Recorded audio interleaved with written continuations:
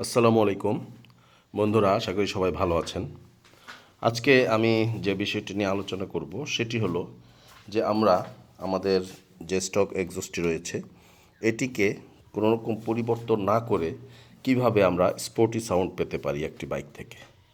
তো সব বাইকে আসলে এটা পসিবল না, তবে আমি আমার যে MT-15 বাইকটি রয়েছে এটাতে আমি করেছি।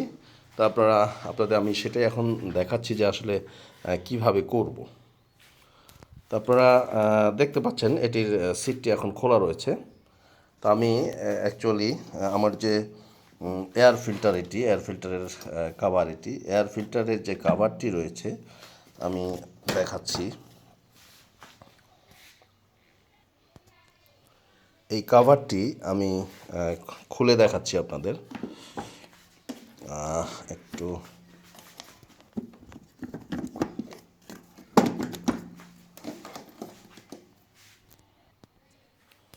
দেখতে পাচ্ছেন কাভারটি।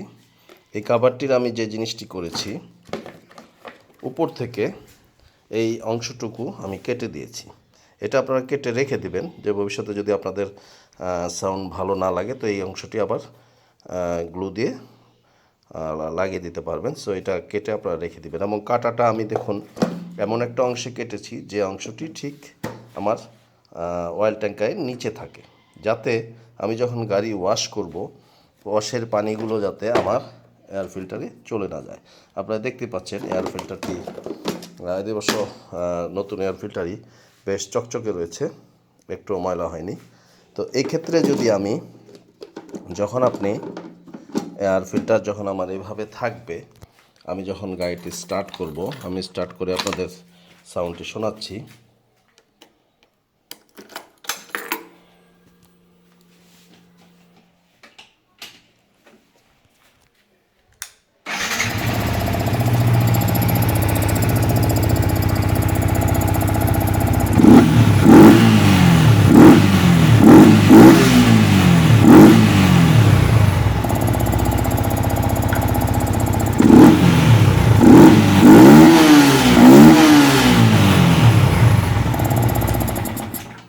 তো বন্ধুরা, আপনার সাউন্ডটি শুনলেন।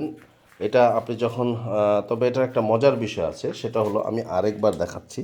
সেটা হলো আপনি যখন গাড়ি স্টার্ট করবেন, নর্মাল অবস্থায় চালাবেন, আপনি রাইড করবেন, হাই অ্যাক্সিলারেশন না করবেন, ততক্ষণ পর্যন্ত কিন্তু এটা আপনার কোনো এ ধরনের কোনো স্পোর্টি সাউন্ড দিবে না।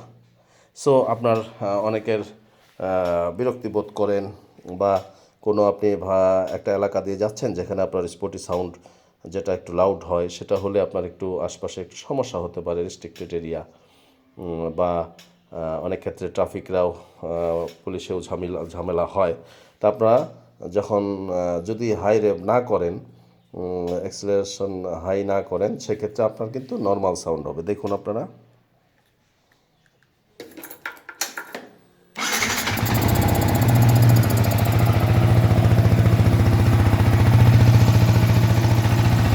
একদম নর্মাল সাউন্ড হবে। যখনই আপনি অ্যাক্সিলারেট করবেন